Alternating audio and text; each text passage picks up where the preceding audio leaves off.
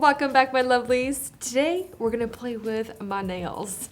I have 10 most popular nail polish brands and a lot of the most popular colors within that brand. We're gonna paint my 10 fingernails. We're gonna do a 7-day wear test for each nail polish to really see what's going on, and hopefully we can make some really awesome observations, learn a few things. I know this is not the most comprehensive test, but I feel like I said, hopefully we will learn one thing or maybe two things and see what kind of comparisons we can get. So let's just jump right into it because we have 10 fingernails we need to paint. First, Zoya. This is the color Jack. Next, we have Nails Ink. This is the color Caught in the Nude. Next, we have China Glaze in the color Sorry I'm Latte. Next we have Olive and June. This is CDJ. Next we have Wet and Wild in the color Casting Call. Next we have Revlon in the shade Romantique. Next we have, obviously, Essie, Topless and Barefoot. OPI in the shade Pale to the Chief. Sally Hansen. This is their Renewed. And then last but not least, Orly. This is in Down to Earth. For the base coat, we have Mavala, their Mava Strong. This is a really incredible protein-enriched base coat, and I think this is really great for somebody that paints their nails a lot. And then for the top coat, we have Out the Door. Really incredible, budget-friendly, really fast drying top coat. Let's begin with Zoya on my left pinky. I'm just quickly prepping my nails with some alcohol just to get rid of any of that excess oils on my fingernails. I'm gonna do nice, thin, even layers for every single fingernail, starting with the base coat first and making sure to wrap the free edge. I'm gonna give the base coat or every single coat 5 minutes to dry because I really wanna make sure every layer is nice and set, but still give each layer a nice, thin, even coat. I do like to roll my nail polish around to make sure it's nice and incorporated. I usually don't shake it, I usually just roll it. I make sure to get as much of the color off of the brush as possible on both sides. Just leave a little bit. Like I said, I'm gonna work in small, even, or thin, even layers. This color is very pigmented. This brush is really nice. I can go really quick, and it looks like this brush is doing a pretty good job. You can be very precise with this type of a brush. All right, so this next color, ring finger, we're going to Nails Ink, and the color is actually Turks and Caicos Beach. This one is nice and thick, but the bristles are a lot longer. This definitely has a bit more of a peach undertone. And you can see this color is definitely a lot more sheer than Zoya, than the first color. Middle finger is China Glaze and Sorry I'm Latte. This brush is definitely right in between Nails Ink and Zoya. This nail polish is definitely very watery compared to the other one, so it might be nice and fresh. Moving on, pointer finger, Olive and June. We have CDJ. They have one of my favorite wands for nail polish. And for the thumb, Wet and Wild in Casting Call. This is a very skinny but very long wand. Give this 5 minutes to dry, and let's move on to our right hand. Starting with my pinky on my right hand, Orly, Down to Earth. This one also has a nice wide, but a more of a longer wand. And this is definitely the grayest beige we have in the bundle. And very opaque. I feel like definitely 2 coats and I'm done. For the ring finger on the right hand, we have Sally Hansen in the shade Renewed. And this is definitely one of the shortest and widest bristles. I mean, widest wands. This color would definitely benefit with another coat. Moving on to the middle finger, we have OPI in the shade Pale to the Chief. Again, this wand is definitely right there in the center. It's a little bit longer and a nice width. Moving on to the pointer finger, we have Essie in Topless and Barefoot. Again, this is a nice longer wand, but a little bit wider than, let's say, OPI. This is one of my favorite shades. I feel like it suits so many people. And then last but not least, for the thumb, we have Revlon in shade Romantique. And this is a very thin and skinny wand. Wow, this color is stunning, but definitely could use at least one more coat. Let's apply the second coat for the left hand.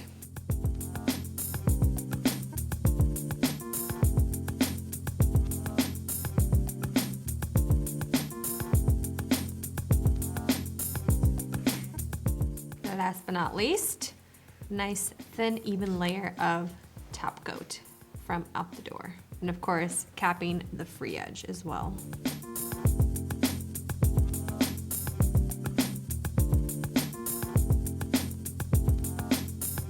All right, so now that I've got this random, what would we call this color palette? Beigey, greigey, pinkish. Fun factory of lighter colors and different skin tone colors, lighter skin tone colors. I'm going to now clean my cuticle area and any nail polish that got onto my skin using a little brush right here from Amazon and a little bit of acetone. And I'm just basically doing it as close as possible to my cuticles. And this is obviously after the top coat has dried. Last but not least, after the nail polish has time to really set and dry, I'm gonna apply a little bit of cuticle oil. This is by the brand, I think it's Cuccio. This is their cuticle revitalizing oil on Amazon, super cheap, huge bottle, very effective. Okay, now that I'm done with all 10 colors, I'm done with all the finishing touches. I think everything actually looks pretty good together. I'm quite happy with the color palette. They're all kind of all over the place, but I feel like we got some warm tones, cool tones, neutral tones. I think it's actually really fun and pretty. I like the thumb colors. I like the pointer, the middle finger, ring finger, and then the pinkies.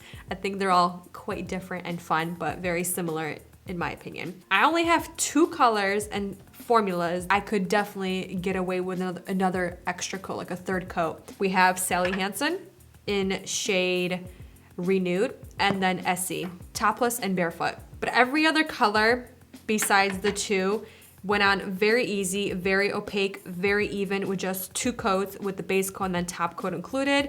And I think everything was really nice. The thinnest brush was definitely the Zoya. It was very thin and quite short for the brushes in comparison. Like this is definitely the thinnest brush out of all 10 of them. So there's some good and some negatives with a thin brush like this. For example, a thin brush like this, you can be very precise, very clean, very even around all of your edges, your cuticle area, very even. But the thing is, it's gonna take a little bit longer just because it's such a thin little brush, is not as much nail polish holds on that little brush. The shortest and thickest brush was definitely Sally Hansen. This one was the most uneven brush in my opinion, the way it was applying. There's a lot of uneven strokes that was happening, but that's definitely the brush's fault. But because it's so short, you can really do it in a very easy layer, very easy and quick layer. Olive and June definitely is one of my favorite brushes to work with. I like that it's somewhat round towards the bottom. So if you have more of like a round cuticle nail, more of a round nail around your cuticle, it definitely helps. But if it's a straighter nail, something like a straight brush definitely helps. Then Essie, obviously. Essie is a really good brush to work with as well. Definitely more of a wider and longer brush, and it's a little bit rounded on the bottom as well. I'm gonna go relax and I'll keep you guys updated throughout the week and see what happens with each formula. Day 1 for the nail update.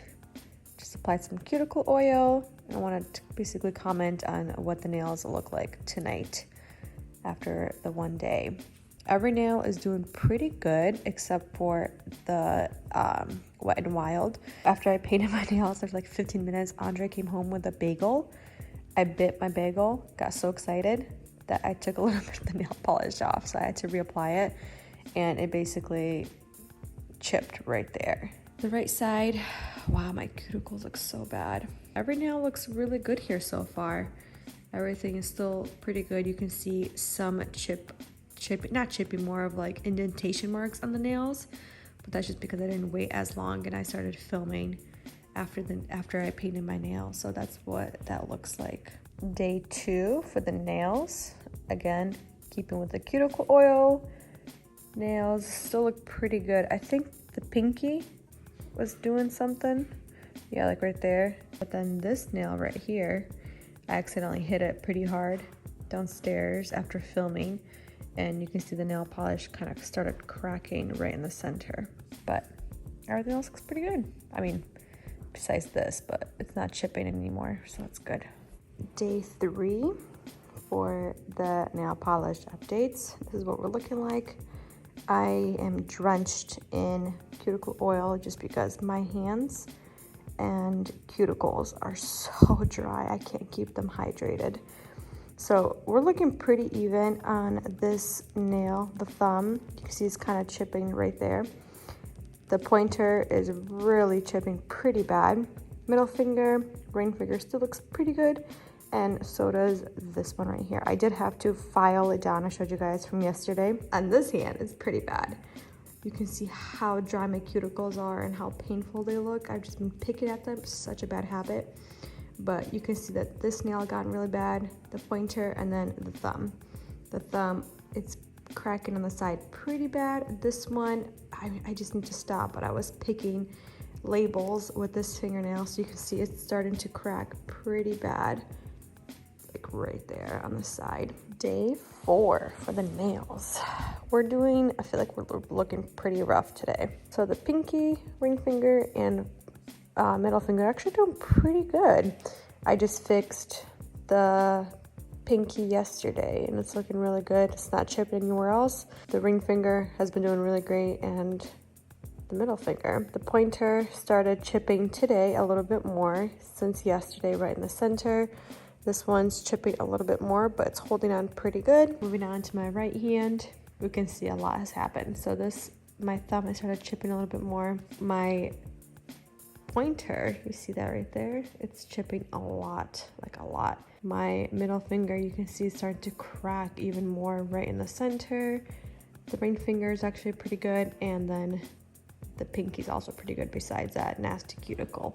Day 5 nail update. This is how we're looking. This one, you can see it's chipping more and more on the top, but it's kind of staying the same. On the right hand, we're getting pretty bad. Not sure what's going on with the pointer finger. This one, I feel like, is getting one of the worst. The thumb also is just pretty much deteriorating on the sides. The middle finger, this one's really bad. It's just cracking the nail polish. But the ring finger and then the pinky, they're still holding on. Look at that. Day 6 nail updates. We're looking pretty good on the left hand. These 3 fingers, we've got the pinky, ring, and then pointer. They're all still really good. The pointer finger, it's chipping pretty bad. This one's also chipping at the very top. I kind of just pulled my cuticle, but not bad. I think this one right here is the best one so far, even by the cuticle on the sides, on the tops, on the free edge. It's one of the best.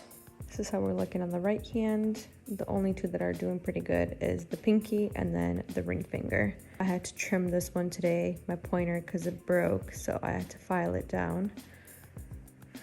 This one's also pretty bad, but there you can see it better. We finally made it to day 7, you guys. Finally can take off this nail polish that's somewhat mismatched, but I'm pretty surprised at how well some of these nails are doing.